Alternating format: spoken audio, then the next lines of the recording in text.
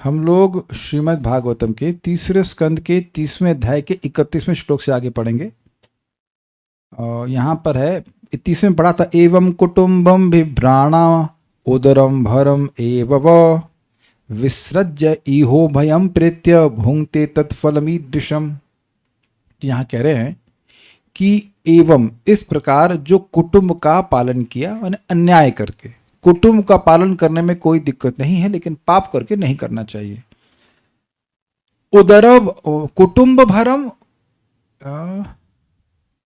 उदरम भरम एवं मतलब या तो अपना पेट का पालन किया या कुटुंब का पालन किया पाप करके। तो विसृज्य इहा उभयम, दोनों को यहां त्याग कर। किन दोनों को? इस देह को त्याग कर और कुटुंब को त्याग कर। प्रेत्य, प्रेत बन जाता है, मतलब मरने के बाद तत्फलम ईदृशम भुंक्ते, इस प्रकार का उस फल को भोगता है जो इस प्रकार का है। इस प्रकार का मतलब जो भी वर्णन हुआ, मारपीट काट धूट जो भी है। अब आगे वो इंटरेस्टिंग बात कहते हैं कि वह अकेला ही इस पथ पर जाता है, कोई साथ नहीं जाता। मेरे पीछे बोले, कुछ इंटरेस्टिंग वर्ड्स हम जब आगे जाएंगे हम डिस्कस करेंगे। एकः प्रपद्यते वातम, एकः प्रपद्यते वातम, हित्वेदं स्वकलेवरम, हित्वेदं स्वकलेवरम, कुशलेतर पाथेयो, कुशलेतर पाथेयो, भूतद्रोहेण यद्भृतम, भूतद्रोहेण यद्भृतम्। एकः प्रपद्यते वातम, एकः प्रपद्यते वातम, हित्वेदं स्वकलेवरम। हित्वेदं स्वकलेवरम्। थोड़ा गेन कम कीजिए, गूं की आवाज आ रही है, थोड़ा कम। कुशलेतर पाथेयो, कुशलेतर पाथेयो, भूतद्रोहेण यद्भृतम। भूतद्रोहेण यद्भृतम्। बोलिए। एकः प्रपद्यते वातम, एकः प्रपद्यते वातम, हित्वेदं स्वकलेवरम्, हित्वेदं स्वकलेवरम, कुशलेतर पाथेयो, कुशलेतर पाथेयो, भूतद्रोहेण यद्भृतम्, भूतद्रोहेण यद्भृतम। इस शरीर को त्याग कर वह अकेला नरक के अंधतम भागों में जाता है। मतलब देखिए, नरक में वैसे भी लाइट की व्यवस्था नहीं होती है। अगर कुछ लाइट है तो वहाँ जो लोगों को जलाने के लिए अग्नि होती, बस उसी की लाइट है।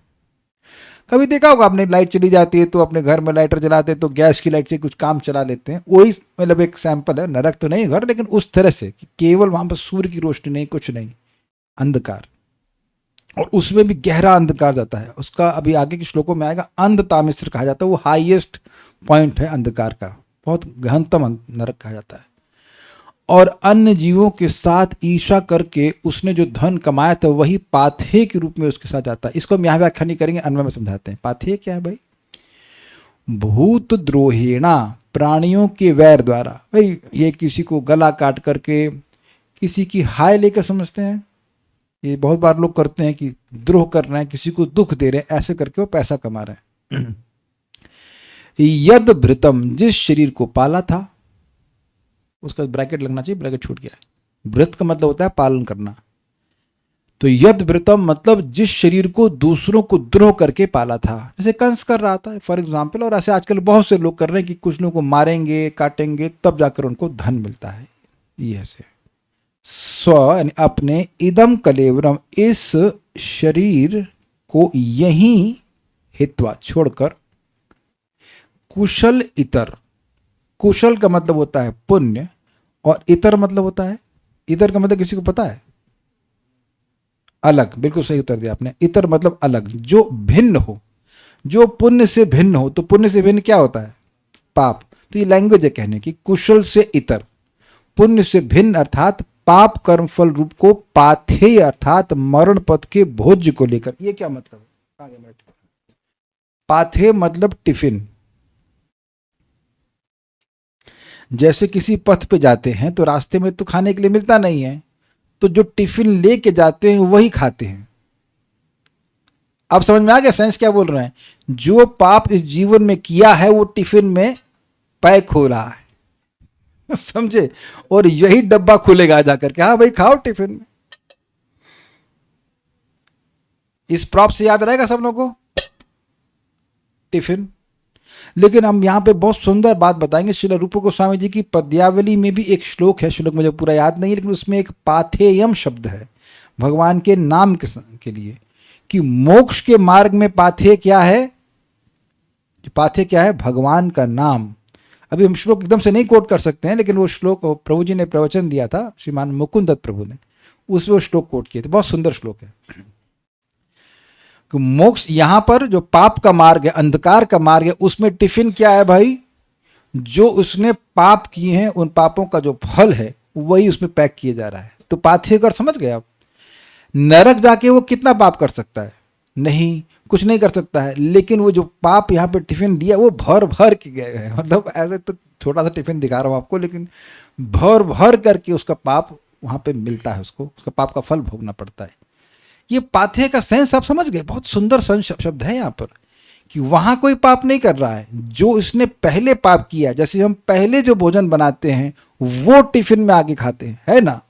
इसीलिए यहाँ पाथेय शब्द का उपयोग किया जा रहा है कि कुशल से इतर, अर्थात पुण्य से भिन्न जो उसने पाप किए हैं वही उसका टिफिन बांध दिया जाता है, वही टांग के लेके जाता है, उसी की पिटाई होती है। मतलब ये जो पिट रहा है आगे रास्ते में पिटा, और जो आगे जाके कोड़े खाएगा और जो तकलीफ झेलेगा वो टिफिन अपना ही खा रहा है।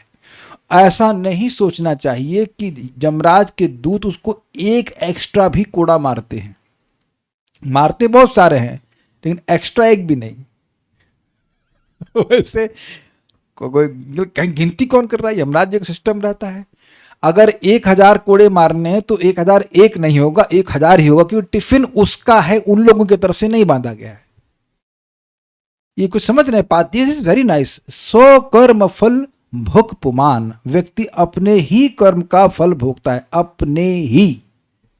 Very interesting. सो कर्म फल भुक पुमान, भुक मतलब भोगता है।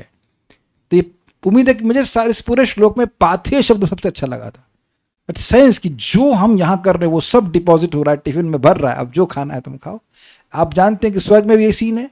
स्वर्ग में भी कोई पुण्य नहीं कर सकते, वहां भी इतना पुण्य का टिफिन बॉक्स खोला और जो जो मिलना है वो मिलेगा, वो भोग मिलेगा। और उसके बाद क्षीण पुण्य मर्तलोकम विशंति, क्षीण पुण्य होता है, व्यक्ति मर्तलोक में गिर जाता है।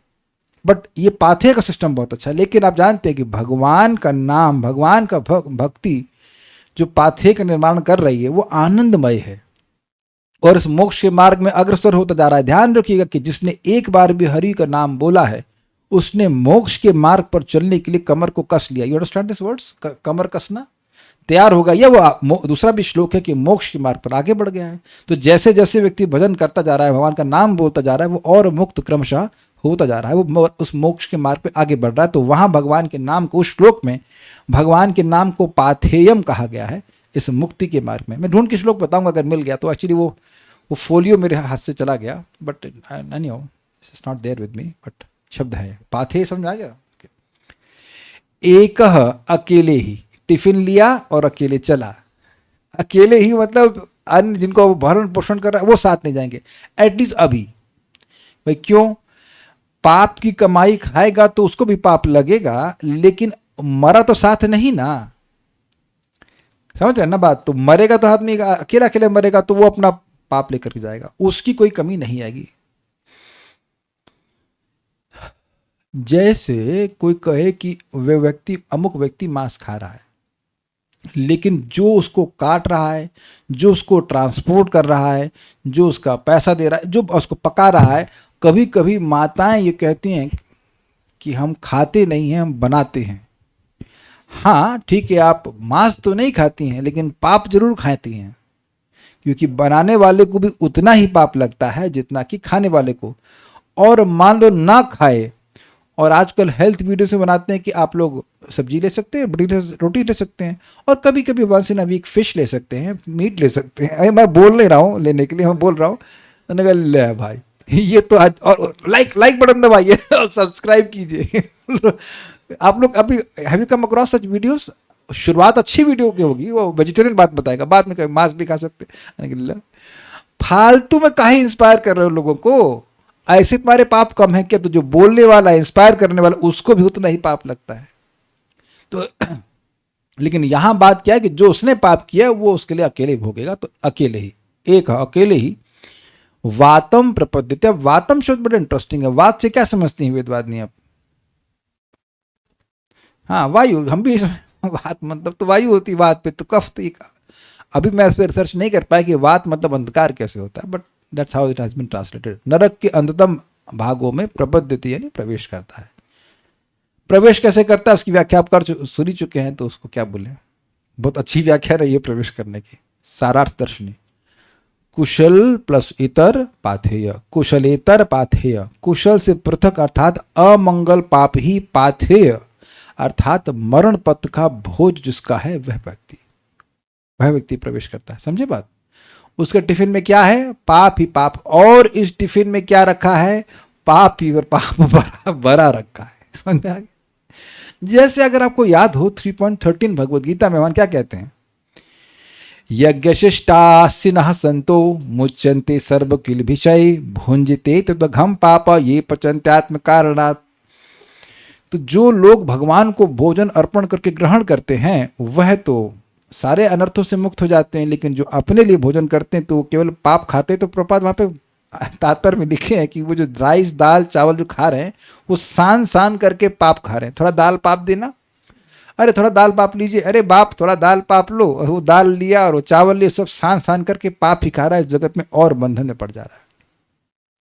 आज हमसे सुबह गलती हुई, अम्बली थी, सुबह सुबह खानी पेट लेनी थी, तो इतने उत्साह में ये भूल गए कि ये अर्पण नहीं है, और मैं पी गया। फिर मैंने कहा भगवान अंदर तो कुछ प्रसाद होगा, माफ कर दो गलती हो गई, माफ कर दो गलती हो गई। तो सुबह से भगवान उठे नहीं रहते, खाली पेट पीना, तो उसमें जल था। वो अम्बली, अब अम्बली क्या होती है व्याख्या नहीं कर रहा हूँ, बट इट्स प्रोबायोटिक। तो जल्दीबाजी में पी गए। आज फिर तुलसी मिला के पिया। मैंने कहा भाई तो उन्होंने कहा कोई बात नहीं, माफ़ी तो मांगी, भगवान माफ़ कर दीजिए, इंटेंशन नहीं था ऐसा। I was about to bring mix prasadam water, but गलती हो गई। तो मैंने कहा अंदर कुछ तो प्रसादम होगा, उससे मिक्स हो जाएगा। This is how it is there, but एक महाराज जो करते थे कि कोई नहीं कुछ अर्पण कर रहा है, खा रहा है, तो किसको अर्पण कर रहा है? कह रहे वैश्वानर को अर्पण कर रहा है, अंदर बैठे हो। वो अचाऊ कर दे। अब it was a mistake, but we don't do it all the time, it was a mistake. उम्मीद है कि भगवान बचा लेंगे। सारार्थ दर्शनी ये तो पढ़ लिया ना। हाँ, ये मरण पथ का भोज्य है। भूत द्रोहीण यद भृतम, प्राणी गणों की हिंसा करके, भूत द्रोह समझ गए ना, द्रोह करके जो पुष्ट किया गया था वह स्थूल कलेवर इसी जगत में त्याग कर एकाकी घोर नरक भोगता। ये थोड़ा समझिए। देखिए कुछ भी हो, देह की कोई बहुत महत्व तो है नहीं, on end of it self, वो तो फूंक दिया जाएगा। अब जिसको फूंका ही जाएगा, या जो कीड़ों का भोजन बनेगा, या राख होगा, कीड़ों का भोजन बनेगा, राख होगा, और क्या नहीं, कीड़ों का मल बनेगा, राख होगा, और क्या गति हो सकती है? चील आदि द्वारा खाया जाएगा। अब कुत्ते आदि कभी कभी खा लेते हैं ऐसा, तो ऐसे देह के लिए क्या पाप करना चाहिए? ये बात यहाँ पे बड़ी इंटरेस्टिंग बोली। यद मतलब यद भृतम, जिसको खूब प्रोटीन खिला खिला करके मोटा किया है। हाँ, ये आप अंडा खा रहे हैं, कोई आप क्षमा कीजिएगा, आप तो नहीं भक्त है, लेकिन जो लोग अंडा खा रहे हैं, मांस खा रहे हैं, इसीलिए ना कि प्रोटीन मिलेगा, प्रोटीन मिलेगा। तो अब ये खिला खिला करके व्यक्ति जो पाप कर रहा है और शरीर को पुष्ट कर रहा है, वो शरीर नितांत छोड़ के जाना पड़ेगा। तो जो शरीर छोड़ के जाना पड़ेगा और जो शरीर निकृष्ट है, उसके लिए तुम रच रच के पाप क्यों कर रहे हो? ये सेंस यहां पर आ रहा है। देखिए शब्द बहुत सिंपल लग रहा है, लेकिन उसके ध्वनित अर्थ को पकड़ेंगे तो मजा आता है। समझ रहे ना?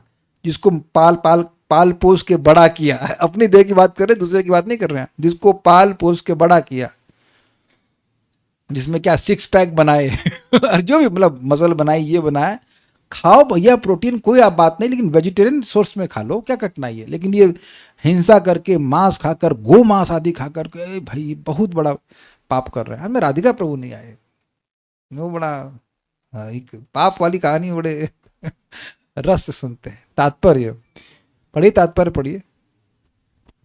जब मनुष्य अनुचित साधनों से धन कमाकर उस धन से अपने परिवार का तथा अपना पालन करता है तो वह धन यद्यपि परिवार के कई सदस्यों द्वारा भोगा जाता है, किंतु नरक तो उसे अकेले ही जाना होता है। यस, पढ़िए पढ़िए।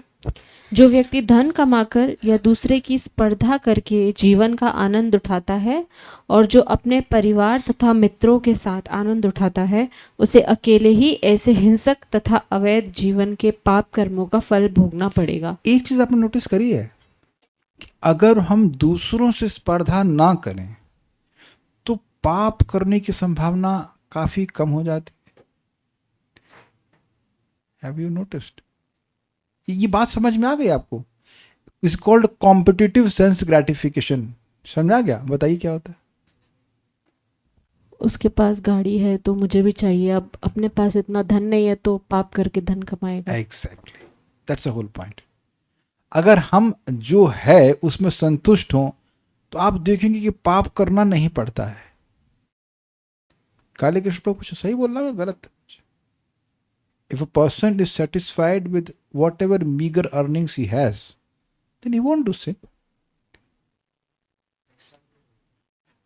पेट पालने लिए तो चली जाता है। अगर बहुत भयानक कोई पाप ना किया हो तो उसको पेट पर चलाने के लिए, अपना जीवन निर्वाह करने के लिए बहुत क्या कोई पाप करने की जरूरत नहीं पड़ती।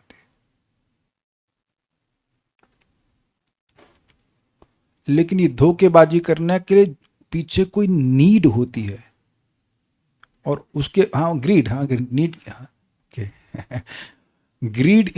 Grid is the need for sin, I would put like this. और ये बात हमने गीता में सुना है, काम, क्रोध और लोभ, ये 3 द्वार है नरक के। और आप आश्चर्य करेंगे कि ये सेम श्लोक विदुर जी भी अपनी नीति में बोले हैं कि 3 जो है नरक के द्वार है। तस्मात् एतत् त्रयम् त्यजेत, इसलिए इन तीनों को त्यागना चाहिए, काम, क्रोध और लोभ।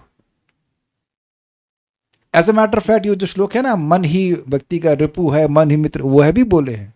Very similarities are there, very interesting. Vidur ji भी बोल रहे हैं, भगवान भी बोल रहे हैं। 2 लोग की बात तो मान लेनी चाहिए कि काम को, क्रोध को और लोभ को त्याग देना चाहिए। कैसे त्याग? भगवान की भक्ति करने से त्याग देते हैं, है कि नहीं? नहीं, विवेक से भी त्यागता है और भक्ति से भी त्यागता है, लेकिन विवेक आएगा नहीं भक्ति किए बिना। अब ये एक विवेक देने वाली बात हुई नहीं कि बाकी लोग तो खाएंगे। देखो एक इंटरेस्टिंग बात है, पाप करने में भी कुछ मेहनत लगती, तो वो मेहनत भी लोगों को नहीं करनी पड़ी और आराम से खाए पाप की कमाई। समझ रहे हैं?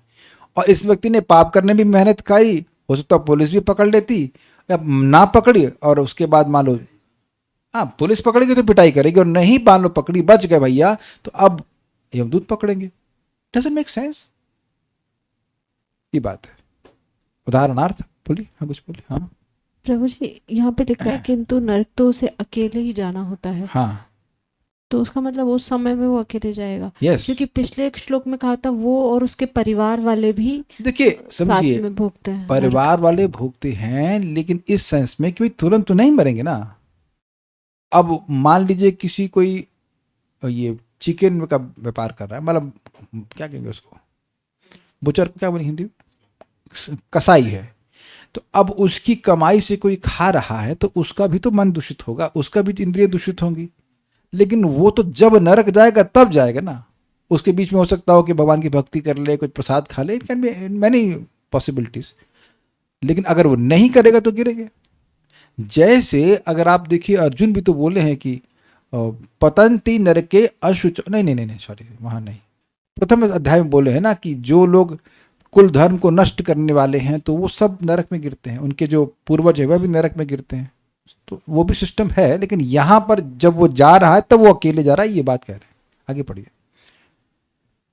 उदाहरणार्थ, यदि कोई मनुष्य किसी को मार कर कुछ धन प्राप्त करता है और उस धन से अपने परिवार का पोषण करता है, तो जो इस कमाए हुए काले धन का भोग करते हैं वे भी अंशतः उत्तरदायी हैं और उन्हें भी नरक भेजा जाता है, किंतु जो प्रमुख होता है उसे विशेष रूप से दंडित किया जाता है। एग्जाम्पल दूंगा, समझ में आ जाएगा। देखिए इनकम टैक्स की रेट पड़ती है, ठीक है, तो अब जो प्रमुख है, जो कमा रहा है, जिसके अकाउंट में ये पास है, जो भी मतलब मुखिया, उसके पैसे पकड़े जाते हैं।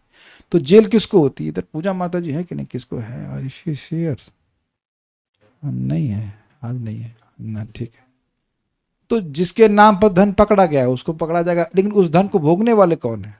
तो बच्चे भी हैं, पत्नी भी हैं, है कि नहीं? तो वो वही बात उसी तरह से आप समझ लेना चाहिए, ठीक है।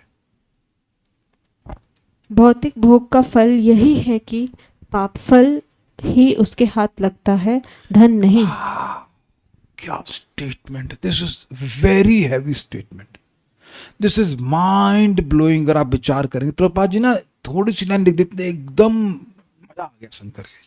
देखिए, मान लीजिए किसी ने 1 करोड़ कमाए पैसा पाप करके, और भोगेगा तो है नहीं, उसको भोगेगा उसका अंश 10 लाख 20 लाख आगे के लिए तो चाहिए ठीक है, आगे के लिए चाहिए, लेकिन आगे आगे करते हुए बीच में ही मर गए भैया। तो उसने कमाए 1 करोड़ रुपए, फाइन, 1 करोड़ रुपए कमाने के लिए जो पाप था उसको लगा, भोगा उसने मात्र 10 लाख 20 लाख, मैं मोटा मोटा बोल रहा हूं, तो बाकी 80 लाख का तो फर्जी का पाप किया ना कुछ समझे बात? अगर इतना पाप करता कि दिहाड़ी के हिसाब से कि आज खत्म कर देंगे इतना, तो ठीक है, कुछ समझ रहे हैं। तुम फालतू पाप की ना 80 लाख का। काले कृष्ण प्रभु की कृष्ण समझ आ रही है आपको? जो पैसा तुम इस्तेमाल ही नहीं कर पाए उसके लिए काहे पाप किए? Is it not astonishing? भाई ऐसा तो ये देखा गया है, सब जानते हैं आप लोग, कि अगर यहां पर कोई पापी है और वो खूब पैसे वाला है, तो उस पैसे का उपयोग वो जेल में भी करता है। अरे सनातन गोस्वामी किए कि नहीं किए? वो तो पापी नहीं थे, लेकिन वो जेल में चले गए थे तो 10,000 वो स्वर्ण मुद्रा का उपयोग किए थे ना, वो रूप गोस्वामी जी कहीं रखवा दिए थे, तो उससे वो जेल से रिहा हो गए। लेकिन यहाँ तो ये चलता है, प्रसिद्ध, वो अंदर बैठा एसी, मैंने सुना ऐसा एसी तक लगवा लेते हैं जेल में टीवी भी हो सकता हो, अब मोबाइल तो नॉर्मल है, तो बेसिक फैसिलिटी तो होनी चाहिए ऐसा कर लेते होंगे तो ना, पैसा दे करके। लेकिन जो व्यक्ति यमलोक जा रहा है वहां कोई ब्राइबिंग चल ही नहीं सकती, सारा पैसा छोड़ देगा। यानी कि जो पैसा तुम्हारे काम आया ही नहीं उसके लिए पाप किए। Is it not astonishing? और ये एक दो नहीं, बैच के बैच ऐसे लोग हैं। एक भक्त बता रहे थे कि उनके पिताजी सुना रहे हैं, तो उनके पिताजी जिंदा थे तो उनको आइडिया आ गया कि मैं शराब का, मतलब वो शराब का बिजनेस करेंगे, 30 लाख रुपए लगा दिए उसमें। I mean he had 30 lakh rupees ना एक्स्ट्रा। अब वो मर गए पिताजी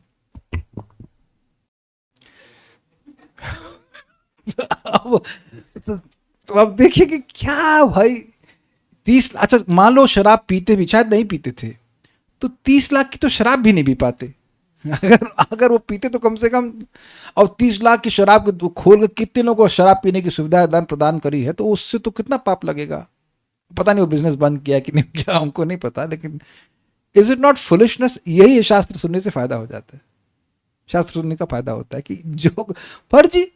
अच्छा अब आप सोचिए कि अगर 1 करोड़ का पुण्य किया है, कितनी मजेदार बात है, तो वो पैसा आप मान लो नहीं भी इस्तेमाल कर पाए, वो पुण्यात्मक कार्य से हुआ, तो अब वो पुण्य तो आप साथ में लेके जाओगे कि नहीं? अभी हमारे एक रिश्तेदार है, उनकी नौकरी लग गई है, उस बात नहीं लगी थी आज, तो जिस काम कर रहे हैं उसमें बच्चों की रक्षा होती है। मैंने कहा देखिए जिंदगी में हमेशा पैसा ही सब कुछ नहीं होता है, आप जो कार्य करने को मिलेगा उससे छोटे बच्चों की रक्षा होगी, उसका बहुत बड़ा पुण्य आपका होगा। It's very very nice job, मतलब जॉब तो है ही, लेकिन वो काम उनका बड़ा अच्छा है कि ताकि छोटे बच्चों की सुरक्षा होगी। तो अब ये भी तो पुण्य आपके साथ जाएगा। लोग समझ नहीं पाते हैं कि बहुत धन है लेकिन रोग हो गया, ऐसा असाध्य कि तुम कुछ नहीं खा सकते, कुछ नहीं कर सकते, तो वो पाप हुआ ना। कार्य ऐसा होना चाहिए यथासंभव कि किसी का आहत ना हो, कोई व्यक्ति परेशान ना हो, ये बात है। ये बहुत अच्छा लग रहा है कि उसके हाथ तो धन लगता नहीं है, कि केवल उसके हाथ में पाप आता है, वो लेके जाता है साथ में, ठीक है।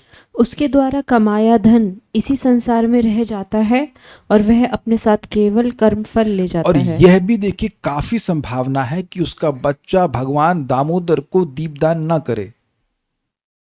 कुछ समझे मैंने क्या कहा? ऐसा पापी व्यक्ति की संभावना यही है कि वो अपने बच्चों को भक्त तो बिल्कुल नहीं बनाएगा, तो उसके बच्चे किसी तरह से काफी संभावना है कि वो कुछ भजन नहीं करने वाले। तो ये भी नहीं है कि जो तुमने धन कमाया, उससे बच्चे का कुछ परवरिश, वो भक्त बन गए और वो कुछ दीप दान करें तो तुम्हारा आगे आगे उद्धार हो जाए। जैसे आगे आप चौथे स्कंद में पढ़ेंगे कि वेन बहुत पापी था, लेकिन अब भगवान की कृपा ऐसी हुई कि भगवान के अवतार पृथु महाराज उसके शरीर से प्रकट हुए, not not not like a sun, वो मंथन आदि करके, लेकिन उनके प्रताप से वो बच गया, नहीं तो पक्का नरक जा रहा था वो। ये बात है। तो इसलिए उसके हाथ तो अपनी कमाई का केवल कर्म फल ही लगता है। आगे बढ़िए। इस संसार में भी यदि कोई मनुष्य किसी व्यक्ति की हत्या करके कुछ धन प्राप्त करता है तो उसके परिवार को फांसी नहीं दी जाती। एकदम क्लियर है। आगे बढ़िए। यद्यपि उसके सदस्य पाप से दूषित रहते हैं, किंतु जो व्यक्ति हत्या करता है और परिवार का पोषण करता है उसे ही हत्यारे के रूप में फांसी दी जाती है। क्या कहते हैं, कॉन्ट्रैक्ट किलर्स कहते हैं ना, कॉन्ट्रैक्ट लेते हैं, सुपारी उठाते हैं मार देते हैं लोग। ठीक है। प्रत्यक्ष अपराधकर्ता अप्रत्यक्ष भोक्ता की अपेक्षा पाप कर्मों के लिए अधिक उत्तरदायी है। इजी। ठीक है। अतः परम विद्वान चाणक्य पंडित कहते हैं कि मनुष्य के पास जो कुछ भी है उसे सत्कार्य में या भगवान के लिए व्यय कर देना चाहिए, क्योंकि कोई अपने साथ धन दौलत नहीं ले जाता। देखिए ये बड़ी इंटरेस्टिंग चीज है। आपने भगवान के लिए जो दिया है, जनरली लोग जब देते हैं तो सोचते हैं इसका क्या फायदा, इससे हमें क्या होगा, खर्चा हो रहा है, महंगा है, ऐसा मन में आ सकता है। लेकिन भगवान को जो व्यक्ति कुछ देता है तो उसकी कैलकुलेशन नहीं कि वो कितना वापस आएगा, और ये बात बार बार सुनने से समझ में आती है। देखिए जैसे केवल धन देना ही देना नहीं है, धन देना भी होता है, समय देना। आप सभी लोग अपना समय दे रहे हैं कि नहीं? मैं भी समय दे रहा हूं, आप भी समय दे रहे हैं। सबसे तो मूल्यवान समय है। तो ये रिटर्न कैसे देंगे भगवान? Infinite, infinite. इसीलिए गोपियों ने कहा है ना, तब कथामृतम तप्त जीवनम कविभिरीडितम कल्मषापहम श्रवणमंगलम श्रीमदाततम भुवि गृह्णन्ति ये भूरिदा जनाः। तो भगवान की कथा को जो दे रहे हैं वो सबसे बड़े डोनर हैं, और जो ले रहे हैं वो क्या है? वो भी सबसे बड़े डोनर हैं, because they are giving their time to hear Krishna कथा। ये बात आप लोग समझिए। आज मैं वेदवादिनी को भी समझा रहा था, वाज रिफ्लेक्टिंग ऑन इट, कि सामान्य लोगों को देखें तो अब उनसे ये उम्मीद करना कि वे नौकरी ना करें, ये ना करें, वो ना करें और बस भजन करें, that is impossible. So shastra doesn't speak like this, not possible. कि उनको अगर छोड़ भी दिया जाए कि तुम्हें कुछ नहीं करना है, खाना भी नहीं बनाना, बर्तन भी नहीं मांजना, सुबह से शाम तक जप करूँ और कथा सुनूँ, तो that will be difficult and that's their honesty. ऐसा नहीं कर सकते हैं। इसीलिए शास्त्र जो बोला वह है बड़ा प्रैक्टिकल है, और उसको भी ना करना वो दंड का भागी बनेगा।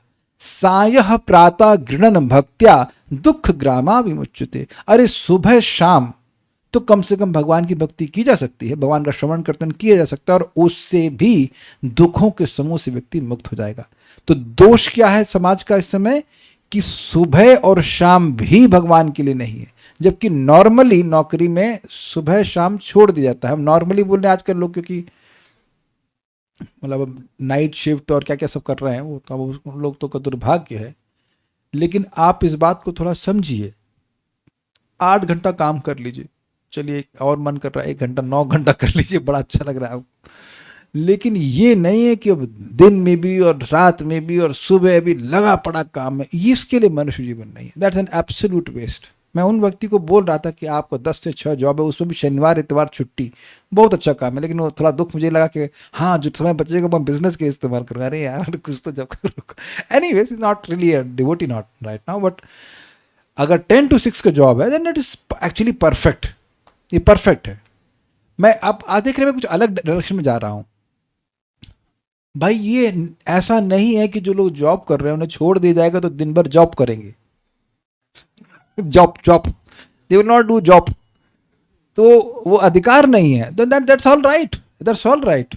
लेकिन कम से कम शाम और सुबह तो भगवान की भक्ति को लगाना चाहिए। आप लोगों को ये हल्का लग रहा है, लेकिन हम माता जी को देख रहे हैं और उन माता जी के पति के बारे में सोच रहे हैं। मैं काहे रात में देर में जगते हैं अब, ओ हम अकेले ही पति हैं, हम अकेले ही पुरुष हैं घर में, तो रिसर्च करनी होती है, कुछ सामान खरीदने के लिए कुछ भी। उन्होंने कहा "हाँ, रात में रिसर्च करो, सुबह आपको हम सर्च कर रहे हैं आप कहाँ हैं।" ये तो ना होता भाई, ऐसे शांति नहीं मिलती, ऐसे प्रकृष्ट शांति बिल्कुल नहीं मिलती है। कौन समझाए? सुबह शाम हरि कथा में लगना चाहिए, तब हमारा विवेक रहेगा। आप देखो आज आप कुछ भी अगर क्लास यहाँ भी समाप्त कर दूं ना, तो इतना बढ़िया पॉइंट मिला कि मजा ही आ गया कि भाई आप 1 करोड़ का पाप करते हैं तो उसमें से 10-20 लाख आप इस्तेमाल करते हो, बाकी तो 80 फर्जी किया। मतलब why should I do that sinful activity, why? और मैं अपने अनुभव से बता रहा हूं कि पाप करने का मौका मंदिर में भी मिलता है। आलू में 10% कमीशन, भगवान के पैसे से चोरी करेंगे। अरे भैया भिखारी बनना है क्या मंदिर के सामने? यही एस्पिरेशन हमारी। मतलब मंदिर के मैनेजर है तब भी लोग ऐसा बोल देते। आई वाज एस्टॉनिश्ड, इवन जब हम लाल कपड़े में थे तब भी। इसका मतलब लग रहा है कि कुछ एक्सपीरियंस उनको होगा करने का। Very astonished. हाँ कोई परंपरा रही होगी, हम वेरी एस्टॉनिश्ड, ये कैसे बोल रहा है, कैसे बोल दिया? ये स्टैंडर्ड तो नहीं है लेकिन मतलब बट व्हाटएवर, बहुत डेंजरस है। धन कहाँ आगे कहाँ थे हम लोग? क्योंकि कोई अपने साथ धन दौलत नहीं ले जाता है ना। हाँ कुछ बोल रही, बोलिए। प्रभु जी, जैसे भौतिकतावादी लोग हैं, वो हर कोई प्रकृष्ट रूप से तो पाप कर्म करता नहीं दिखता, पर वो अपने धन से जो भगवान की सेवा में नहीं लगा रहे, धन को भोग नहीं लगा रहे, तो वो भी एक तरह का पाप हाँ में और क्या, गिना देखिए जाएगा। ठीक है, मान लीजिए कि कोई स्कूल टीचर है, चलो पाप नहीं कर रहा है, केवल ज्योग्राफी पढ़ा रहा है, हिस्ट्री पढ़ा रहा है, जो कि झूठ है। तो वो भी एक प्रकार का पाप ही है। आप ये नहीं कह सकते कि पाप नहीं है, अगर आप घुस जाएंगे उसमें तो कहीं ना कहीं पाप दिख ही जाएगा। लेकिन चलो कोई बात नहीं, मान लिया कि उसमें गर्दन किसी की नहीं काट रहे, लेकिन उस धन से क्या करना है? इंद्र तृप्ति। और देखिए ऐसा हो सकता है कि अब वो बच्चे को अंडा खिला रहे हैं उस पैसे से, फ्री में तो अंडे नहीं मिल रहे हैं, या फाउंटेन चॉकलेट खिला रहे हो मॉल में, अनऑफर चॉकलेट तो ऐसे ऑफर नहीं कर सकते। तो पाप का तो बहुत सूक्ष्म है ना।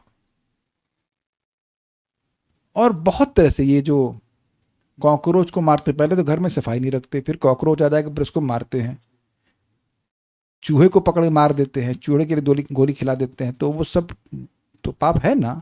और उसके लिए आप पढ़ लीजिएगा 5वां स्कंद 28 अध्याय, वो सब भी पाप है। यहाँ तक कि मान लीजिए काले कृष्ण प्रभु या कोई व्यक्ति गेस्ट है, मैं देख रहा हूँ ऐसे क्यों है, तो अब उसके लिए भी आंखें निकाल ली जाएंगी। इतना खतरनाक है।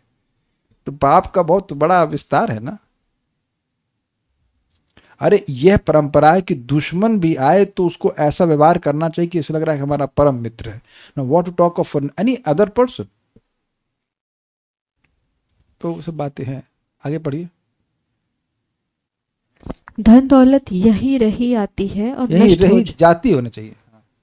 धन दौलत नहीं साथ जाती है और नष्ट हो जाती है। अतः धन दौलत यही रह जाती है, यही धन वही दौ- मतलब है, रही आ जाती है और नष्ट हो जाती है। धन दौलत यही रह जाती है और नष्ट हो जाती है। अतः या तो हम धन को त्यागे, अन्यथा धन हमें त्यागेगा, किंतु हम दोनों विलग होकर रहेंगे। अब ये मजेदार बात है, धन बना ही है आपसे छूटने के लिए, स्वीकार है। कितना लेके आए थे राधारमण प्रभु आप तो लाए थे कुछ साथ में? अच्छा आप नहीं लाए, करुणा मित्र लाए थे साथ में, बैग में डाल के लाए थे। नहीं, हम लोग बैग में डालकर भेजे गए थे, है ना। वो कौन सा बैग, उसका कौन सा बैग कहते हैं जो माँ के गर्भ में होता है, कुछ कहते हैं ना उसे, किसी बालाजी, एमियोटिक सैक। आपकी नहीं, मायोलॉजी वाली बोल रहे हैं नहीं, ऐसा नहीं होता, कुछ भी होता। तो बैग में भर करके उनको पैक करके भेजा गया था, लेकिन कोई बैग नहीं लेके आए थे कि उसे पैसा भरे या कुछ नहीं, और ले के भी कुछ नहीं जाएंगे। ये मजेदार है। मजेदार मतलब जिसको भी आप मरा हुआ देखेंगे ना, मुर्दे को, तो ऐसे हाथ ऐसे खिले रहते हैं या फिर ऐसे रहते हैं हाथ में, कुछ नहीं है। एमनियोटिक सैक, सही बोला ना, ठीक है, 100 नंबर आपके बायोलॉजी के उनके नंबर लिखवाओ, कितने नंबर आए। मर्जी का एम्पावर तो नहीं दिया। Anyways, so now you see we don't take anything, we don't drink anything, और बस क्या लेके जा रहे हैं, सोचो क्या साथ जाएगा, क्या साथ जाएगा बताइए। क्या पाप ही या फिर पुण्य, यही बात। ठीक है, जब तक धन हमारे पास है तब तक उसका सर्वोत्तम उपयोग यही है कि कृष्ण भावामृत प्राप्त करने में इसका व्यय किया जाए। ये बड़ा अच्छा है। बड़ा अच्छा क्या है? परम पूज्य गौर गोविंद महाराज बोलते थे कि जैसे कोई व्यक्ति बीमार पड़ जाता है तो लोग कैसे खुले दिल से खर्च करते हैं कि नहीं, कभी कभी तो वह क्या कहते हैं उसको, डेट मतलब कर्जा ले लेते हैं अपने पिता को बचाने के लिए या अपने बेटे को बचाने के लिए। ऑल दो वो बचाने लायक जिंदगी उनकी है नहीं, क्योंकि बचने के बाद वो कुछ और पाप ही करेंगे। इससे अच्छा होता कि मर जाते। गलत तो नहीं कह रहे हैं। अगर जी गए तो और दो चार मुर्गे बेचारे कटेंगे, वो खाएंगे, तो मर जाते तो कम से कम कुछ पुण्य कम होता है ना। लेकिन उनके लिए कितना कर्जा ले लेकर बचाते कि नहीं बचाते।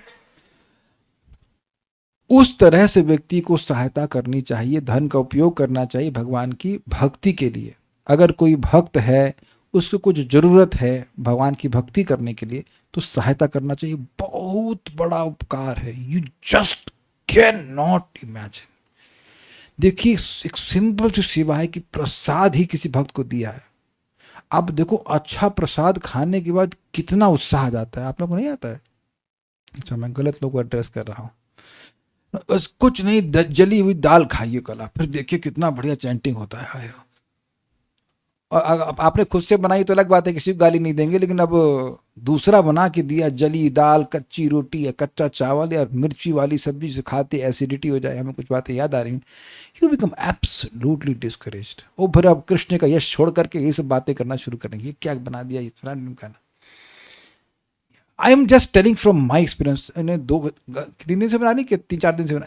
एक्सेलेंट प्रसाद, एक्सेलेंट। मतलब पता नहीं को क्या उनके भूत घुस गया है कि हम जगन्नाथ जी को ओडिया प्रसाद खिलाएंगे। This is excellent and I feel so happy. हमने कहा ठीक है, अगर एक साल तक बनाओगी तो जगन्नाथपुरी लेके जाऊंगा। लेकिन I was just such simple service, seems to be very simple service, but it's very nice, है कि नहीं? तो यहाँ पर किसी भी भक्त को सहायता कुछ हो तो करना चाहिए। वो सोचना नहीं चाहिए कि पैसे काम आएगा, आपका पैसा कुछ काम नहीं आएगा। मान लीजिए किसी का फ़ोन रिचार्ज करना है ताकि वो यूं जूम पे कथा सुन सके, करवा दीजिए। अगर मौका मिलता है करवा दीजिए, वो कथा सुनेगा ना। जैसे एक भक्त ने जूम की स्पॉन्सरशिप कर दी है, अब भाई भर भर के ढो करके पुण्य ले रहे हैं। सुबह भी क्लास जब कर रहे हैं भक्त, दोपहर शाम, सुबह क्लास हो रही है, शाम को क्लास हो रही है। हाउ मच पुण्य इज देयर, है ना? हो सकता है कि शरीर छूट जाए किसी भक्त का, ऐसा कुछ धन दिया, लेकिन वो तो सेवा उसके अकाउंट में जाएगी कि नहीं जाएगी? इस बात को छोटी सी कहानी से सबको पता है। वो कहानी की चूहिया थी, उसको घी चुराने की आदत थी, जो घी के दिए थे भगवान को अर्पित होते थे ना, उसमें से वो मार रही थी अपना मुंह, और उसमें आग थी, तो उसकी मूंछ जल गई। तो अब मूंछ जलने लगी है तो उसमें उछलने लगी तो अब भगवान ने यह स्वीकार किया कि हमको दिया अर्पण कर रही है। तो अगले जन्म में वो चूहिया रानी बनी, और उसकी मतलब उसका ये शौक था कि भगवान को दीप अर्पण करे। जस्ट, और ये हम लोग शास्त्र से बोल रहे हैं, ये हम लोग अपने मन से नहीं बोल रहे हैं। तो ये किसी छोटे से छोटे भक्त को भी महान देखने का सामर्थ्य होना चाहिए। मैं रिपीट कर रहा हूं, चाहे कोई माता जी हो, चाहे प्रभु जी हो, चाहे कोई भी हो, you help them if you have capacity. हम लोग पहले सुन चुके हैं कि भाई कोई कहे कि अरे हम खाना खाने को बोल देंगे, दुनिया के सारे लोग हमारे घर में खाना आ जाएंगे तो हम कैसे खिला पाएंगे? तो आप मान लीजिए ना भी खिला पाएँ, लेकिन मन में भावना होनी चाहिए कि सम्मान करना चाहिए। हम काश उनकी हेल्प कर पाते, लेकिन हमेशा भावना से काम नहीं चलता है। अगर आपके पास सामर्थ्य तो करना चाहिए, और नहीं कर पा रहे तो कम से कम भावना होनी चाहिए। और कभी कभी तो केवल वाणी से सहायता हो जाती है। कभी कभी किसी भक्त को बता देंगे देखिए अमुक डॉक्टर के पास चले जाइए, वो ठीक हो जाएगा, और उससे आपको लाभ होगा। तो धन का, वाणी का, बुद्धि का प्रयोग दूसरों के कल्याण के लिए करना चाहिए। उसका बहुत बड़ा उपकार होता है, बहुत बड़ा उपकार होता है। Very nice instruction got. Will stop on this only. कोई प्रश्न किसी का है तो नहीं। हमको बहुत अच्छा लगता है प्रभुपाद जी के तात्पर्यों को पढ़ना। पता नहीं आप लोग को भी शायद अच्छा ही लगता होगा। This is so nice. कितना सुंदर जीवन को दिशा देने के लिए हम लोग को इंस्ट्रक्शन रोज प्रभुपाद की कृपा से मिल जाते हैं।